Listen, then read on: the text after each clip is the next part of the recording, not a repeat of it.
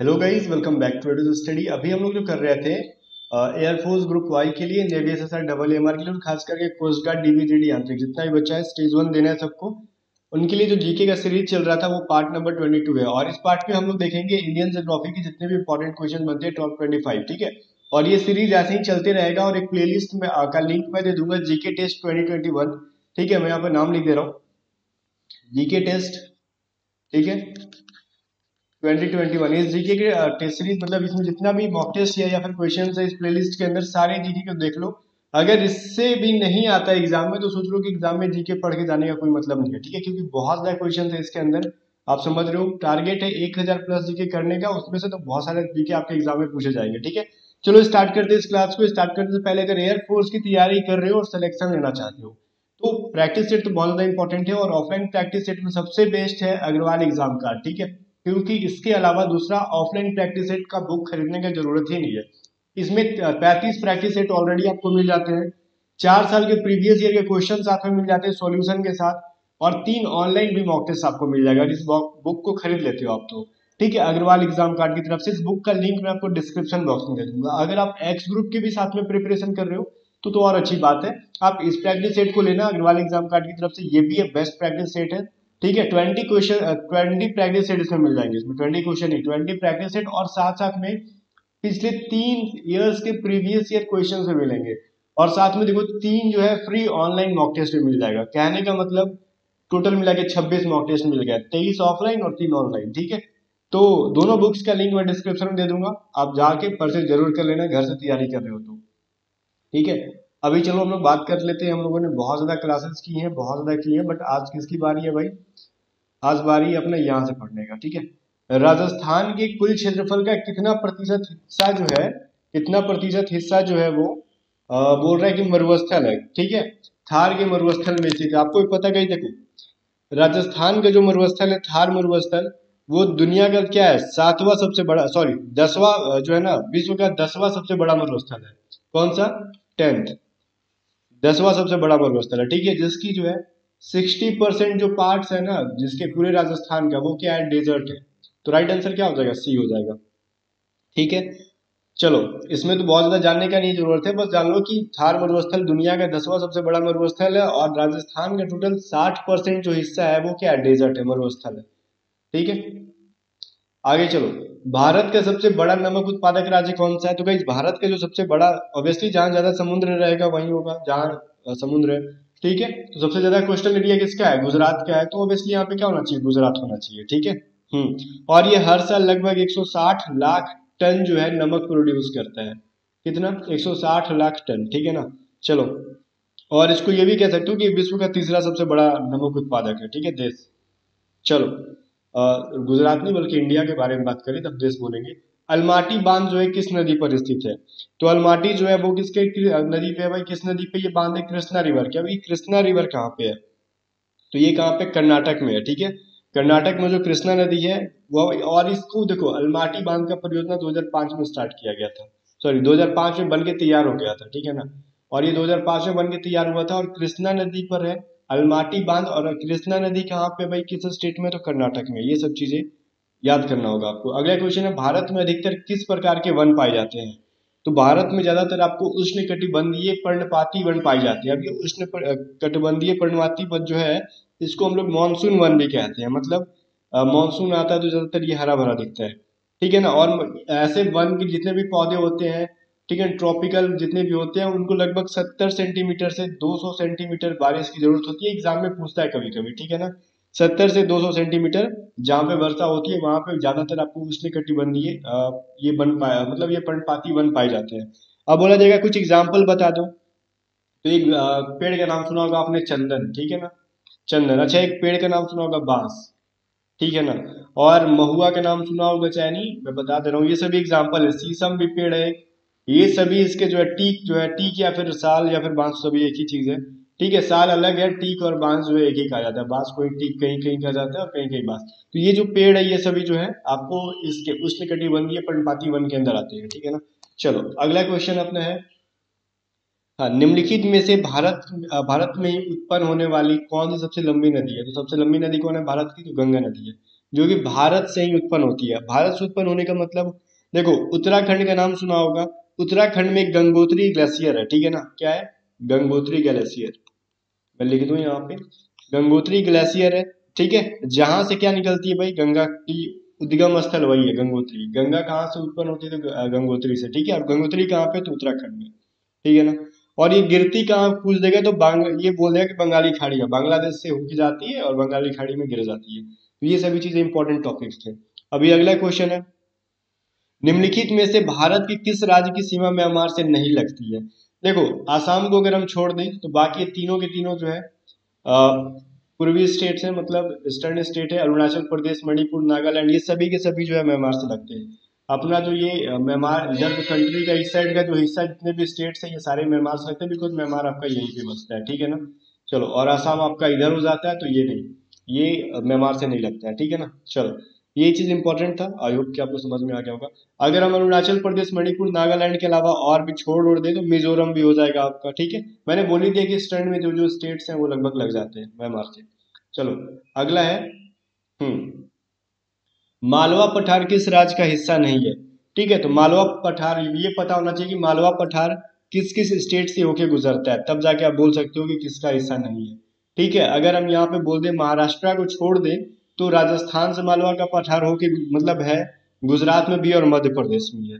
तो ऑब्वियसली हमको पता चल गया कि मालवा का पठार कहाँ पे है भाई, महाराष्ट्र में नहीं है, ठीक है। चलो, और लगभग ये फैला हुआ है, कहने का मतलब गुजरात, राजस्थान और ये आपका मध्य प्रदेश में मालवा का पठार जो है फैला हुआ है, ठीक है।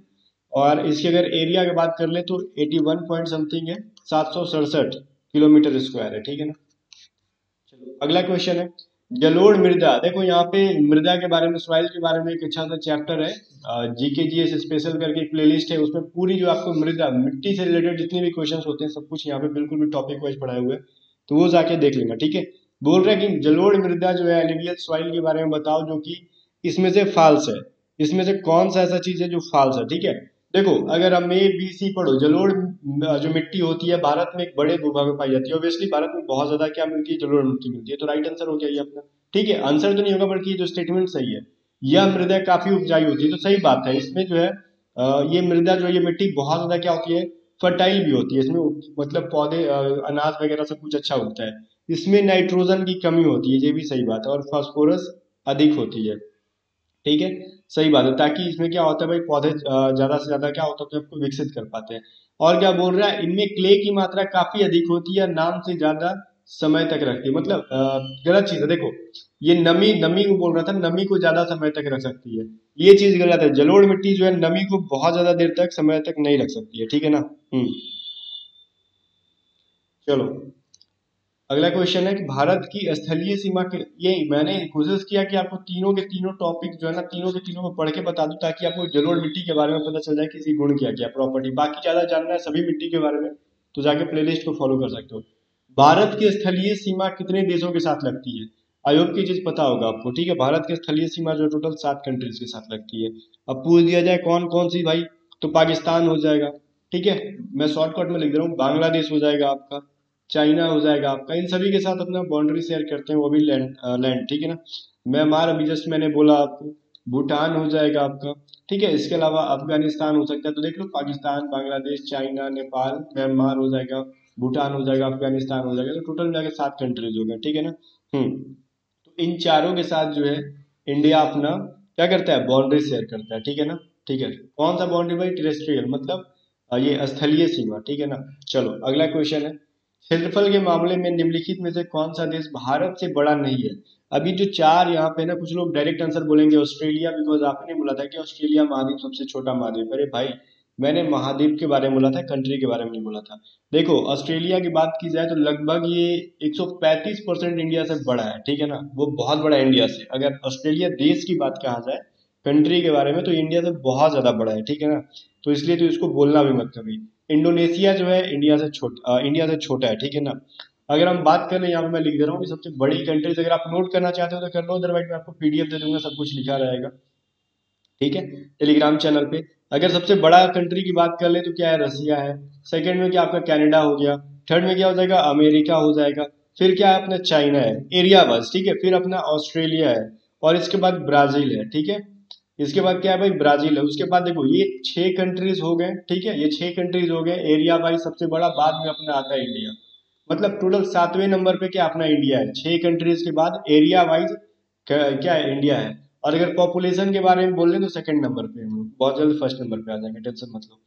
भूटान के साथ भारत में भारत के किस राज्य की सीमा सबसे ज्यादा लंबी है, मतलब बोल रहा है भूटान के साथ भारत के किस राज्य की सीमा सबसे ज्यादा लंबी है, मतलब भूटान के साथ अपना देश का कौन सा स्टेट है जो बहुत बड़ा एरिया शेयर करता है, बहुत ज्यादा, तो वो आसाम है, ठीक है ना। हम्म मतलब आसाम है, और जो कि भूटान से सटा हुआ है, बहुत ज्यादा मतलब अपना एरिया शेयर करता है, ठीक है ना। चलो लगभग अगर बात कर ले तो 699, 700 से कम ही है, 699, कहीं कहीं आपको 700 भी दे देता है, लेकिन 699 किलोमीटर जो है एरिया शेयर करता है, ठीक है ना। और इसके बाद अगर हम कर ले तो वेस्ट बंगाल जो है 183 करता है। चलो अगला चीज है अपने पास, खारदू खारदुंगला पर्वत दर्रा किस, देखो खारदू ये दर्रा क्या होता है मैं समझा दूं। दो पर्वत के बीच में से जो जाने का पतला रास्ता, संकीर्ण रास्ता जिसको हम लोग बोलते हैं ना, उसको दर्रा कहते हैं, ठीक है ना। अब ये बोल रहा है खारदुंगला दर्रा जो है पर्वतीय दर्रा किस राज्य में स्थित है। तो नाम से ही लग रहा है कि आपको इधर तो होगा नहीं, बाकी बिहार में, राजस्थान में, इधर नाम तो लग रहा है कि इधर तो नहीं होगा। तो ऑब्वियसली कहाँ पे भाई, जम्मू कश्मीर में खारदुंगला दर्रा जो है, जम्मू कश्मीर में, ठीक है। चलो हम्म अगला क्वेश्चन है अपना, भारत में बॉक्साइट का सर्वाधिक उत्पादन राज्य किस राज्य के द्वारा किया जाता है। बॉक्साइट सबसे ज्यादा कहीं ओडिशा करता है, एक ही बार मतलब अकेले मिल गई 50%, पूरा इंडिया में अदर स्टेट से कंपेयर करके 50% अकेले ये बॉक्साइट प्रोड्यूस कर देता है, ठीक है ना। चलो अगला क्वेश्चन है, भारत की पहली यूरेनियम खदान कहाँ पे थी। तो फर्स्ट जो थी जादूगौड़ा में थी, जादूगौड़ा राइट आंसर होगा। जादूगौड़ा ये कौन सा जानवर का नाम है, ये कोई जानवर का नाम नहीं, जगह का नाम है, ठीक है। अब ये है कहाँ, झारखंड में है।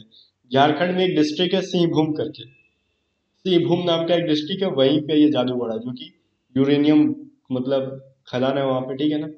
हम्म पहली खदान। ताबो मठ किस राष्ट्र में, किस राज्य में स्थित है, किस स्टेट में है? तो ये हिमाचल प्रदेश में है। ताबो मठ जो है कहाँ पे भाई, हिमाचल प्रदेश में। इंपॉर्टेंट क्वेश्चन है, बहुत बार पूछा एग्जाम में, ठीक है ना। ताबो मठ कहाँ पे है?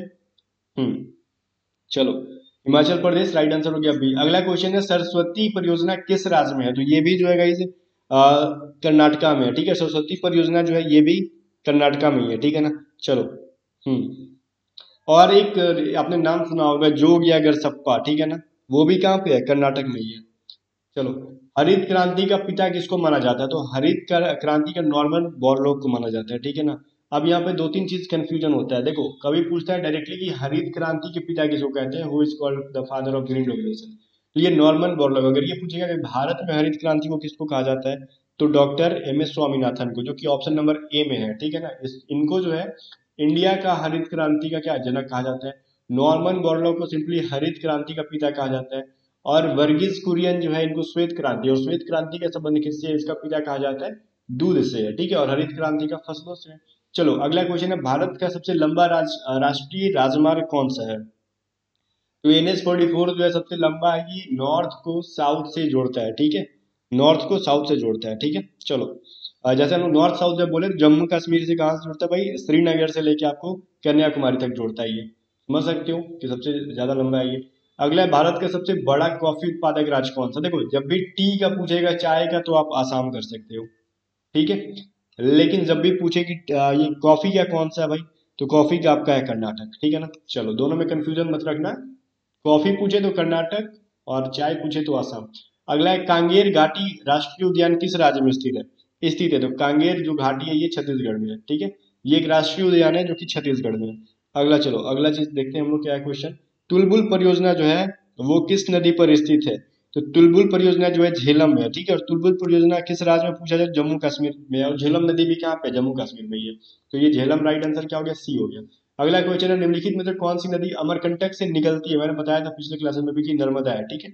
नर्मदा जो है अमरकंटक से निकलती है, और नर्मदा जो है अमरकंटक कहाँ पे पहाड़ी, हुई मध्य प्रदेश में, ठीक है ना।